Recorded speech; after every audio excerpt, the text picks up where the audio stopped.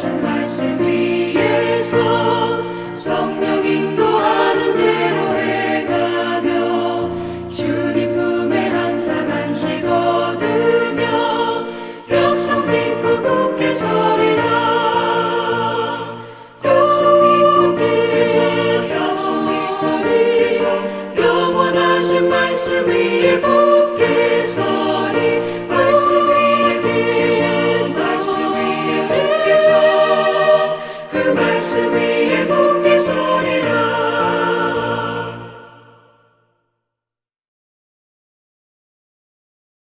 오늘 우리에게 주신 하나님의 말씀은 사도행전 3장 13절에서 15절 말씀입니다.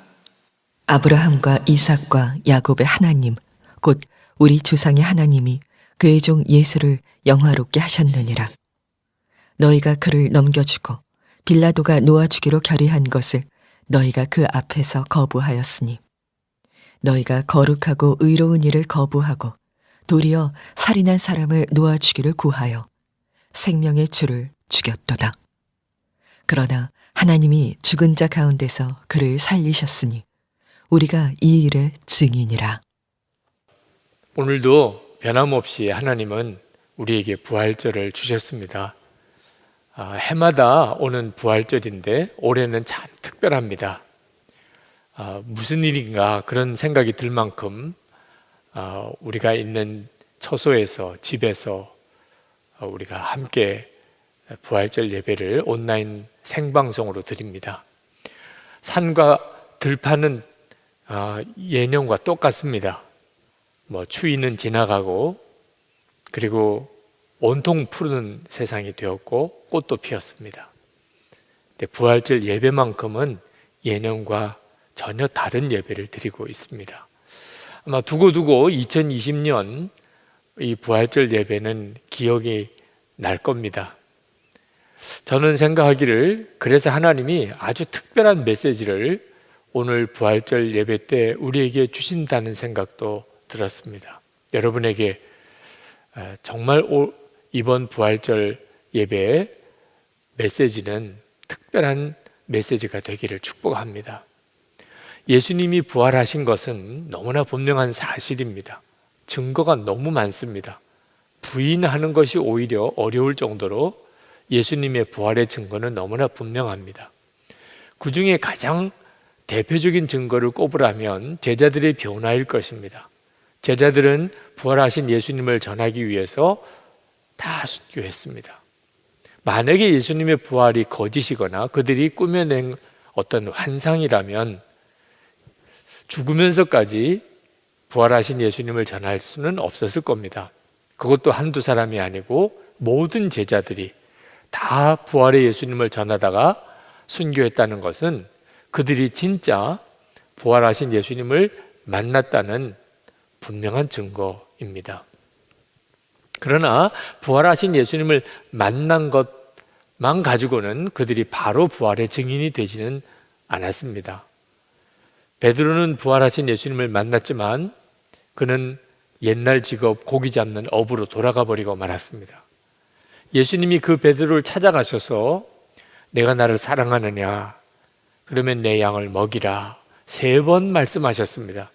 베드로가 예수님을 3번 부인한 것 때문에 아마 그가 고기잡이 하러 돌아갔다고 생각하셨던 것 같습니다.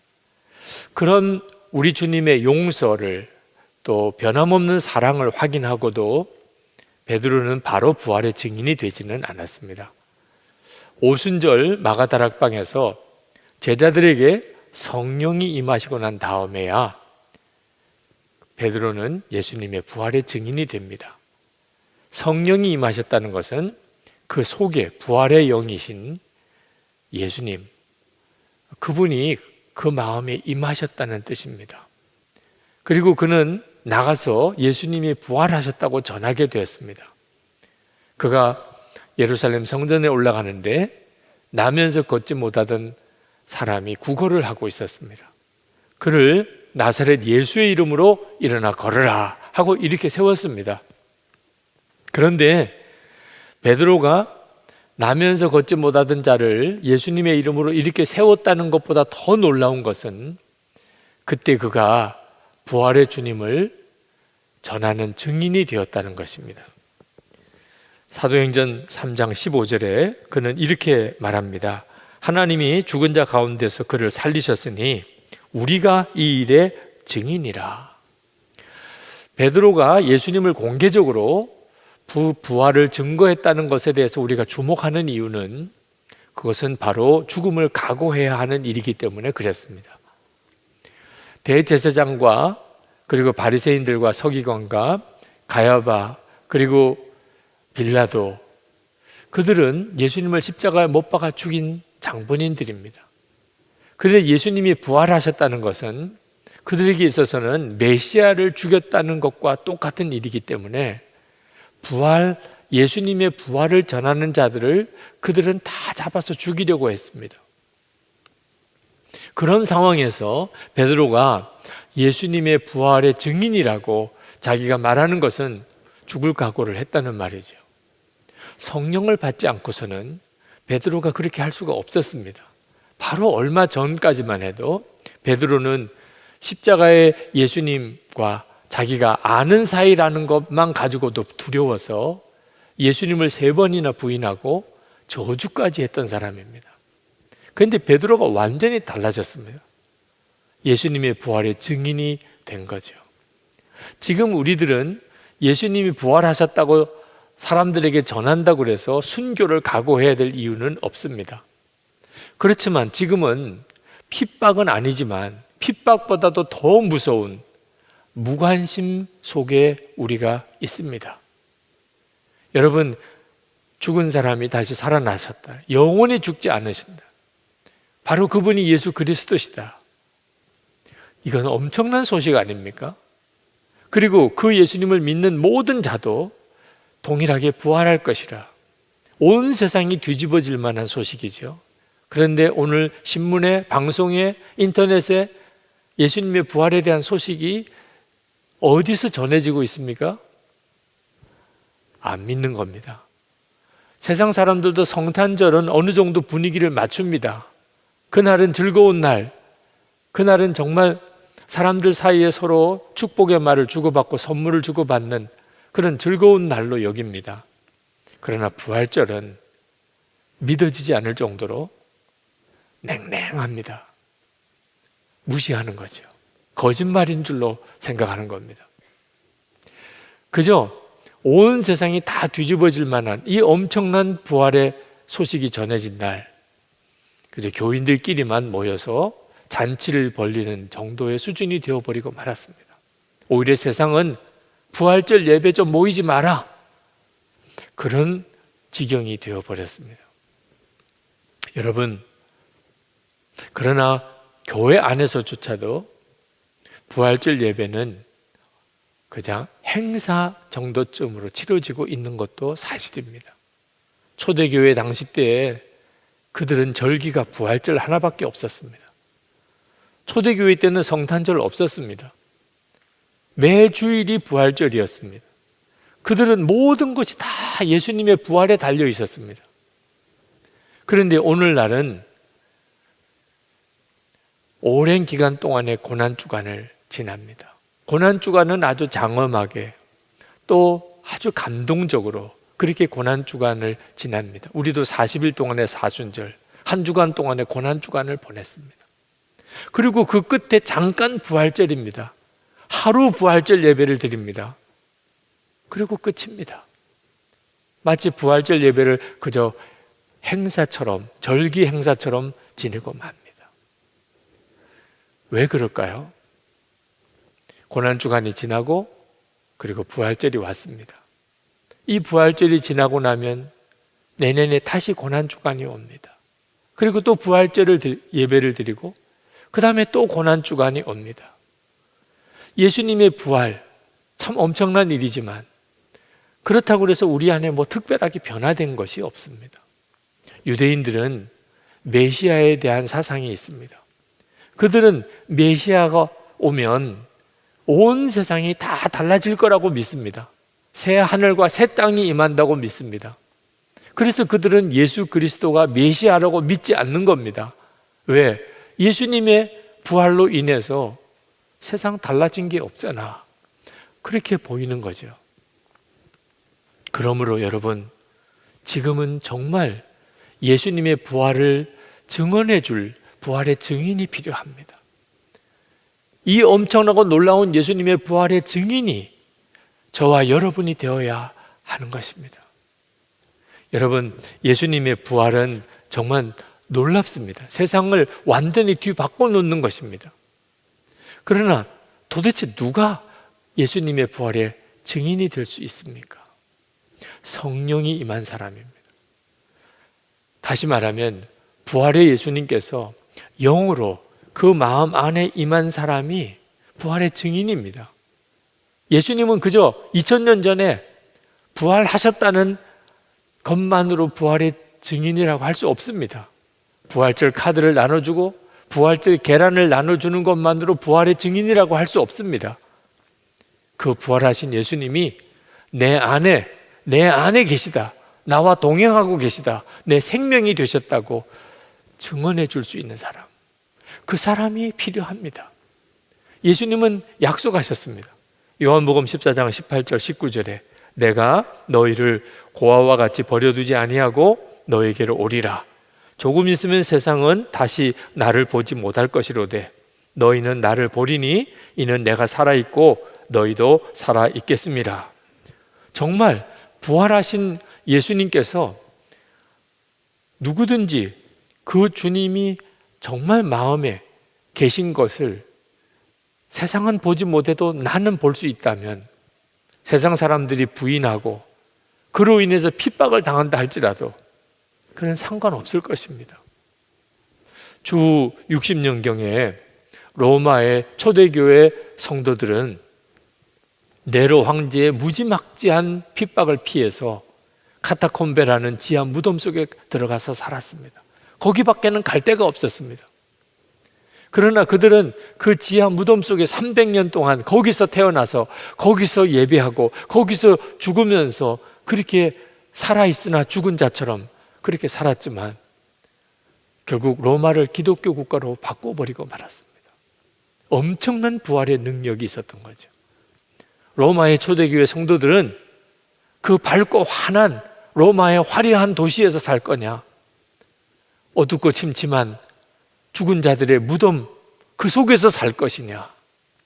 그들은 부활이 없는 로마의 그 화려함 속에 사느니 부활이 있는 카타콤베 지하 무덤 속에서 살겠다고 선택했던 사람들입니다. 어떻게 그들이 그 지하 무덤 속에서 그렇게 살아낼 수 있었을까요? 부활의 주님이 정말 그들 안에 생명으로 사셨기 때문입니다. 세상은 여전히 병들고 부패하고 죽음이 가득합니다. 인간의 역사는 여전히 혼란스럽고 너무나 고통스럽고 두려움이 가득합니다. 지금 코로나19 확산으로 인해서 우리가 보는 것이 세상의 실상이죠. 그러므로 이 세상은 십자가의 예수님이 필요합니다. 아직도 구원받지 못한 사람이 너무너무 많습니다. 그들에게 속죄의 십자가의 복음이 전해져야 합니다. 그러나 동시에 예수님은 부활하셨다는 것도 분명한 사실입니다. 예수님은 부활하시고 그리고 지금 부활의 생명으로 우리와 함께 계십니다. 이것을 전해줄 사람이, 증거해줄 사람이 필요합니다. 베드로는 나면서 걷지 못한 자를 예수님의 이름으로 이렇게 세웠습니다. 사람들이 그 엄청나고 놀라운 기적을 보고 베드로에게로 몰려들었습니다. 그때 베드로가 그 사람들을 향하여 펄쩍펄쩍 뛰면서 왜 우리를 주목하느냐라고 말했습니다. 우리를 주목할 게 아니고 이 사람을 이렇게 세운 분은 예수 그리스도다, 부활하신 주님이시다, 그 말씀이죠. 16절에 예수로 말미암아 난 믿음이 너희 모든 사람 앞에서 이같이 완전히 낫게 하셨느니라. 한국교회와 성도들은 지금 정말 말할 수 없는 영적인 무기력증에 빠져 있는 것 같습니다. 예수님의 부활을 믿는데도, 성경에 있는 말씀을 다 믿는다면서도 어쩌면 그렇게 영적으로 무기력하지요. 목사님들 모임에서 어느 한 목사님이 그런 말씀을 하셨습니다. 나는 교인들에게 삶을 변화시키라는 설교를 할 수가 없다. 내가 예수를 믿은 지 50년, 목사가 된 지 20년인데 나 자신의 삶도 변화되지 않는데 내가 어떻게 교인들에게 삶을 변화시키라고 말할 수가 있겠느냐. 그날 그 말씀을 듣는 목사님들이 다 마음이 무거워서 고개를 들지 못했습니다. 어느 목사님이 눈이 많이 오고 난 다음 날 산에 등산을 하는데 어느 나무 가지가 그 눈의 무게를 이기지 못해서 쭉 찢어져 겨우 끄트머리가 그 줄기에 붙어있는 모습을 보았답니다. 그 모습을 보면서 떠오른 생각이 죽지 못해 사는 것, 정말 죽지 못해서 사는 그런 형국이더랍니다. 그러면서 당신이 목회하는 교회 교인들이 영적으로 그런 상태에 있다는 것이 느껴지더랍니다. 죽지 못해 사는 것, 겨우 예수님에게 붙어 있는 정도라는 것. 찬양 축제 때 그때 참여했던 어느 찬양 팀이 그 팀 이름을 젖은 낙엽이라고 그렇게 붙였더라고요. 그래서 왜 도대체 이름을 젖은 낙엽이라 붙였냐 그랬더니 예수님에게 그렇게 들러붙어 있고 싶어서 그랬다는 겁니다. 여러분, 길바닥에 떨어져 있는 젖은 낙엽 한번 비지를 해본 적이 있습니까? 정말 안 떨어집니다. 젖은 낙엽 담벼락에 붙어 있고 길바닥에 붙어 있으면 좀처럼 떼어지지 않습니다. 그렇게 예수님에게 완전히 들러붙어 있고 싶다는 거죠. 충분히 그 심정 이해할 수 있었습니다. 그러나 젖은 낙엽인 상태로는 아무것도 안 됩니다. 젖은 낙엽인 상태로는 열매도 없습니다. 그것은 진짜 우리가 예수님과 하나 된 것을 설명해 주는 것이 아닙니다. 예수님은 우리 안에 오셔서 우리와 하나가 되셨고 우리의 생명이 되셨습니다.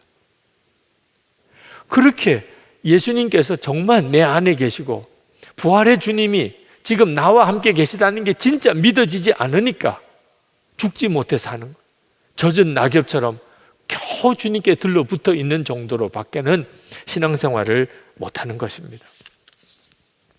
여러분, 우리는 여전히 죄 덩어리인 육신을 가지고 삽니다. 그러므로 우리는 언제나 십자가의 예수님이 필요합니다. 십자가의 예수님을 바라봐야 됩니다. 지난 주간에 십자가 부흥회를 통해서 우리가 큰 은혜를 받았습니다. 우리의 육신은 여전히 죄 덩어리인 상태에 있으니까. 그러나 또한 우리 안에는 부활의 생명이 역사하고 있습니다. 부활의 주님은 분명히 우리 안에 계시고 우리를 통해서 일하십니다. 우리는 새 생명으로 사는 자입니다. 로마서 6장 4절에 그러므로 우리는 세례를 통하여 그의 죽으심과 연합함으로써 그와 함께 묻혔던 것입니다. 그것은 그리스도께서 아버지의 영광으로 말미암아 죽은 사람들 가운데서 살아나신 것과 같이 우리도 또한 새 생명 안에서 살아가기 위함입니다. 우리가 부활의 생명을 가졌지만 우리는 영광스럽게 변형된 모습으로 새롭게 된 부활의 육체를 가지고 사는 것은 아닙니다. 우리가 서로를 아무리 보아도 우리는 그저 평범한 사람일 뿐입니다. 왜냐하면 우리가 가진 부활의 생명은 지금 현재로서는 감추어진 생명이기 때문에 그렇습니다. 골로새서 3장 3절입니다. 이는 너희가 죽었고 너희 생명이 그리스도와 함께 하나님 안에 감추어졌습니다. 부활의 생명이 드러날 때가 옵니다. 부활의 주님이 재림에 오시는 날, 예수 그리스도께서 영광 중에 임하시는 그날이 옵니다. 하늘과 땅이 완전히 변화되는 날, 그날 우리도 부활의 몸으로 드러나게 될 것입니다. 부활의 영광스러운 몸으로 우리도 그때부터는 살게 될 것입니다. 그러나 지금 우리 안에 여전히 부활의 생명의 역사는 부인할 수 없이 일어나고 있습니다. 부활은 주님이 재림하신 이후에 경험되는 것만 아닙니다. 지금부터 썩어질 그런 육신을 가지고 사는 지금부터 우리는 부활의 생명으로 사는 자입니다. 누가 그런 사람입니까? 성령이 임한 사람입니다. 1960년대 미국의 청년들은 엄청난 방황을 했습니다. 경제적으로는 말할 수 없이 부유해졌지만 허무주의가 청년들을 사로잡았습니다. 그들은 마약을 하고 학교를 그만두고 직장을 그만두고 길거리에 나와서 맨발로 머리는 길고 그저 통기타를 치고 그들은 허무에 빠져서 히피들의 문화를 이루기 시작했습니다. 미국 사회가 큰 걱정을 했습니다. 저 청년들 앞으로 어떻게 할 거냐? 미국의 장래가 어떻게 될 거냐? 그런데 그 히피들 안에 놀라운 역사가 일어나기 시작했습니다. 그들이 복음을 듣는 일이 생겼고 하나님의 사랑을 경험하게 되면서 그들 안에 놀라운 움직임이 일어나기 시작했습니다. 그들은 노래가 달라졌습니다. 인생의 허물을 노래하던 그 곡의 가사를 바꾸어서 통기타로 그들은 전혀 새로운 노래를 부르기 시작했습니다. 그 대표적인 노래가 작은 불꽃 하나가입니다. 작은 불꽃 하나가 큰 불을 일으키어 그 주위 사람들 몸 녹이듯 주님의 사랑 이같이 한번 경험하면 그의 사랑 모두에게 전하고 싶으리. 새싹이 돋아나면 새들이 지저귀고 꽃들은 피어나 화창한 봄날이라네. 주님의 사랑 이같이 한번 경험하면 봄과 같은 그 신선함 전하고 싶으리. 부활의 역사가 일어나기 시작한 것. 그 다 죽은 것 같은 그들의 영혼 속에 부활의 역사가 일어나는 것. 이것이 바로 지저스 무브먼트, 예수 운동의 시작이었습니다. 그리고 그 청년들이 다 변화되었습니다. 그들은 다시 학교로, 가정으로, 직장으로 돌아왔습니다. 그리고 지금의 미국을 이끌게 된 겁니다. 저는 지금 우리 한국교회에, 이 사회에, 우리 청년들 안에 이런 예수 동행 운동이 일어나기를 원하는 것입니다. 이것은 성령으로 되어지는 일입니다. 부활의 주님이 우리와 함께 계시다는 것을 분명히 알게 해주시는 것입니다. 주님은 도마에게 너는 나를 보고 믿느냐? 나를 보지 못하고 믿는 자는 복되도다. 그렇게 말씀하셨는데 지금 우리들이 그렇습니다. 우리는 부활의 예수님을 본 게 아닙니다. 그런데도 우리는 부활의 예수님이 우리와 함께 계심을 믿습니다. 이건 정말 엄청난 일입니다. 성령께서 그렇게 하시는 것입니다. 해마다 부활절 설교 때 우리 교인들 중에 부활의 증인을 한 사람씩 여러분에게 소개합니다. 오늘도 그렇게 하고 싶습니다. 요셉 1교구의 최지훈 성도, 여러분에게 부활의 간증을 해주시겠습니다. 저는 어릴 적 아버지의 기억이 없는 채 자랐습니다. 친구들이 아버지와 무엇을 했다는 이야기를 들을 때면 전 당연히 껴들 수가 없었습니다. 저를 홀로 키우셔야 했던 어머니는 어쩔 수 없이 이곳저곳에 저를 맡겨가며 키우실 수밖에 없었고 어렸을 때부터 남들의 눈치를 보는 것이 습관이 되었습니다. 기분이 좋지 않아도 웃어야만 했고 외롭지 않고 밝은 척을 해야만 하는 것이 저의 삶이었던 것 같습니다. 그런 저에게 하나님이 찾아오셨습니다. 2018년 9월 어느 날 마치 사도 바울이 길을 가다가 부활하신 예수님을 만났던 것처럼 저는 길에서 하나님의 이끌림을 경험했습니다. 집으로 돌아가다가 횡단보도 앞에서 파란 신호등이 기다리고 있을 때 갑자기 수많은 질문들이 떠올랐습니다. 왜 내 인생은 기쁘지 않지? 나는 왜 살아야만 하지? 나는 도대체 무엇을 위해 살아가야 되는 거지? 하는 삶의 근본적인 물음들이었습니다. 신호가 4-5번 바뀔 동안 저는 한참을 신호등 앞에 서 있었습니다. 그러다가 결론에 다다른 생각은 이번 일요일에 교회를 나가자 였습니다. 저는 일평생 불신자로 살았고 크리스찬들이 부담스럽게 생각했던 사람이었습니다.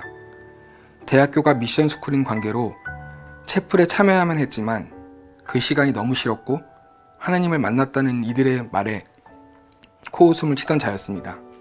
그랬던 제가 스스로 교회에 나가야겠다고 결심했던 것은 정말 기적이라고 밖에는 설명할 수 없습니다. 평소 독실한 크리스찬이었던 사촌 동생의 도움을 받아 저는 그 다음 주일에 정말 교회에 나갔습니다. 제 평생 처음 나간 교회, 그곳이 선한목자교회입니다.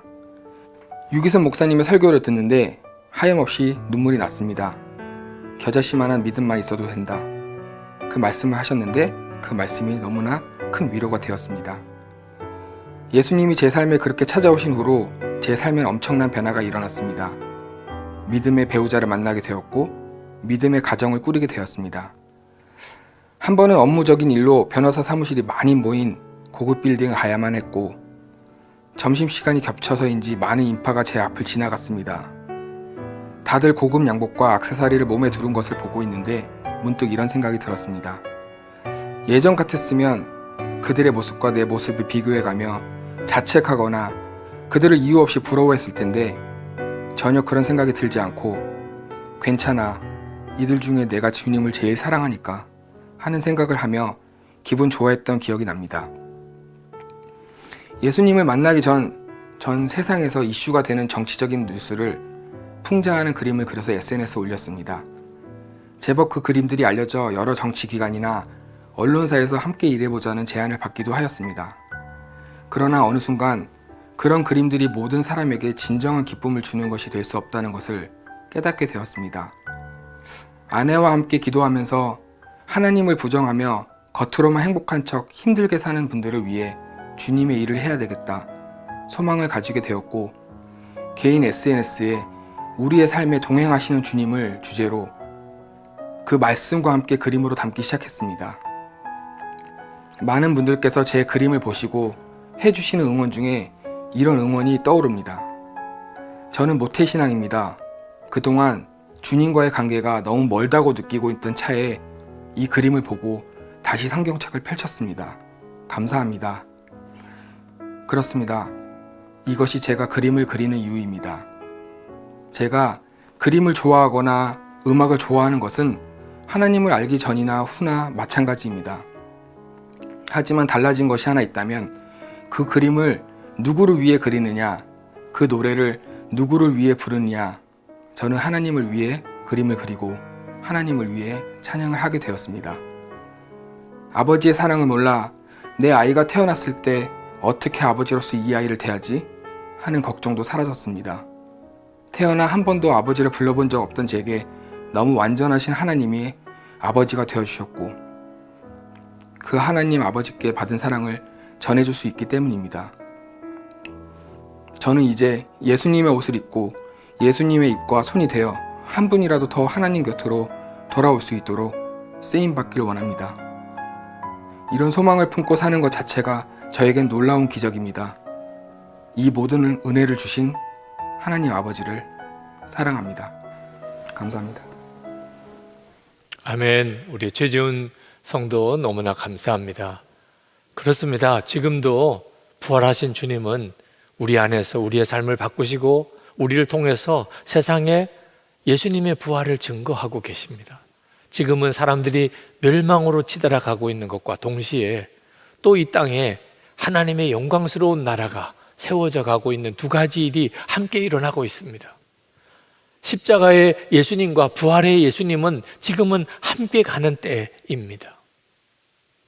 우리가 정말 예수님의 십자가를 지고 주님을 따라가게 되면 우리를 통해서 동시에 부활의 주님이 증거되게 됩니다.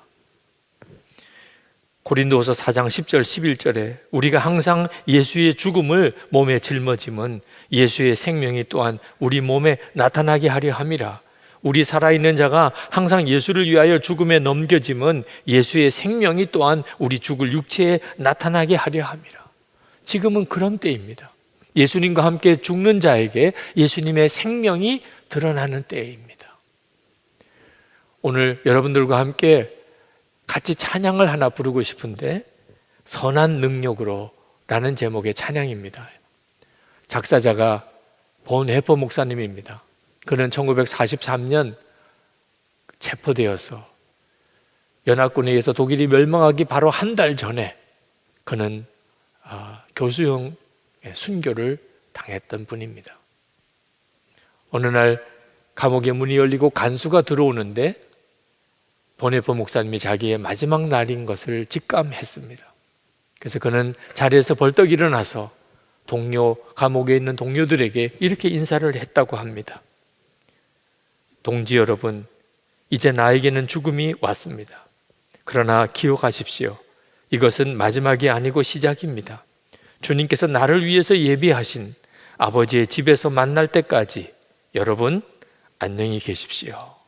그렇게 마지막 인사를 하고 그리고 간수에 끌려서 나갔는데 그 보네포 목사님에게서 느껴지는 놀라운 평안, 기쁨조차 느껴질 정도의 그 목사님의 모습을 보면서 그 감옥에 있는 동료들이 말할 수 없는 어떤 충격과 감동을 받았다는 것입니다. 그는 부활의 생명으로 살고 있는 부활의 증인이었기 때문입니다. 그가 가족과 아내에게, 약혼녀에게 보낸 마지막 편지, 그것이 바로 선한 능력으로라는 이 찬양의 가사입니다. 이 시에서, 이 노래에서 여러분들은 부활의 증인으로 사는 자의 고백을 들으실 수 있습니다. 그리고 여러분 안에 계신 성령께서 이 찬양을 통하여 여러분에게도 감동을 주시고 동일한 은혜를 주시는 것을 경험하실 것입니다. 우리 한번 다 같이 선한 능력으로 그 찬양을 같이 부르시겠습니다.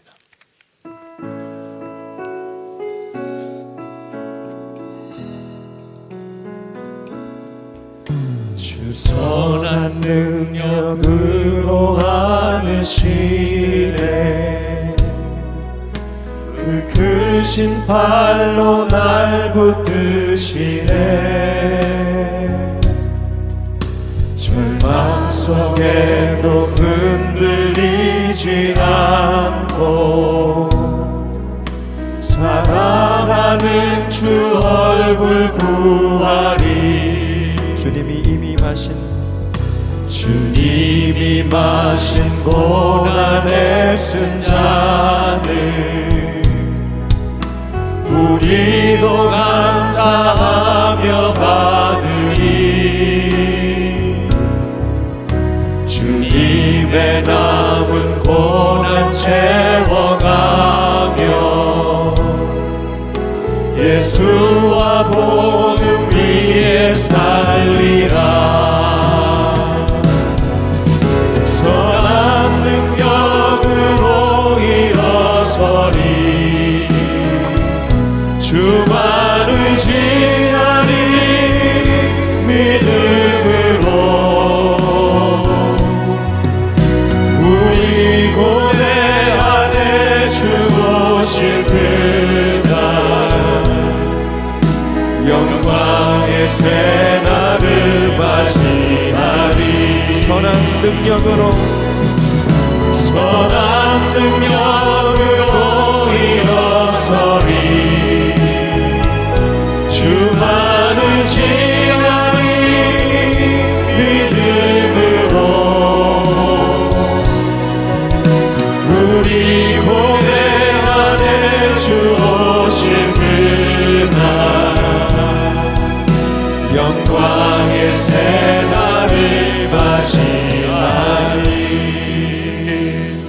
이 시간에 우리 기도합시다. 주님, 가정에서, 일터에서, 교회에서, 사회에서 부활의 증인으로 제가 살겠습니다. 부활의 증인으로 일어나겠습니다. 지금도 부활하신 주님 우리와 함께 계심을 세상 모든 사람에게 전하기를 원합니다. 저를 사용하소서. 제가 부활의 주님을 더 주목하고 살게 하여 주옵소서. 우리 같이 통성으로 기도하겠습니다. 은혜와 사랑이 충만하신 아버지 하나님, 놀라우신 하나님의 은혜가 우리의 사모함, 갈망하는 우리의 마음과 심령 속에 임하게 되기를 원합니다.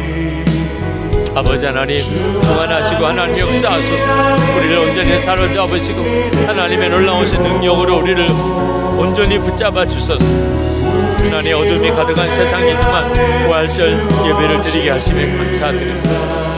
사망의 권세를 이겨 부활하신 주님, 우리가 있는 모든 자리에서 찬양하고 또 찬양하고 우리의 눈을 열어 지금 우리와 함께 하시는 부활의 주님을 바라보게 하시고 우리를 짓누르고 있는 사망의 권세와 두려움 염려와 한과 미움과 전쟁에서 우리를 벗어나게 사랑과 감사와 기쁨의 부활의 증인이 되게 하소서.